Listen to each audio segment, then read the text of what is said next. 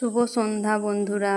আজ বিকালে মাঠের দিকে ঘুরতে গিয়েছিলাম, মানে মাঠে চাষ হচ্ছে তো দেখতে গিয়েছিলাম। দেখুন এখানে ট্রাক্টরে সব জমিতে চাষ দিচ্ছে, ধান রোয়া হবে বলে।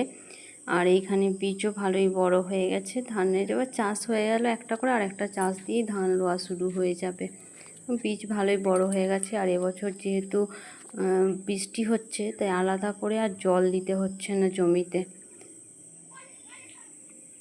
এমনি মাঠ সব জলে ভর্তি হয়ে রয়েছে, এবার শুধু ধান রোয়া।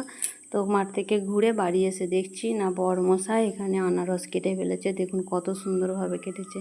আগের দিনে আমি কেটেছিলাম তো ভালোভাবে কাটতে পারিনি, আজকে তাই কত সুন্দর করে চাকা চাকা করে কেটেছে। দেখে নিন আপনারা যারা আনারস কাটতে পারেন না, এইভাবে আনারসকে কাটবেন, দেখবেন কত সুন্দর, চোখ একটাও থাকবে না, পুরো একদম পাতলা পাতলা করে আর নুন মাখিয়ে দিয়েছে। এরকম হাজব্যান্ড পাওয়া ভাগ্যের ব্যাপার, এই জন্য এরকম।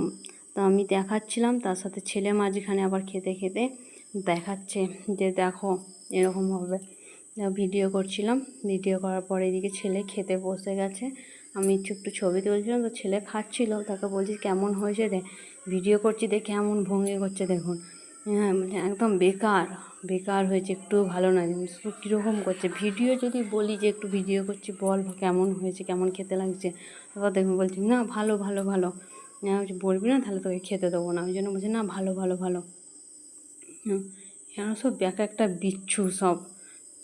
কেমন লাগলো ভিডিওটা জানিও।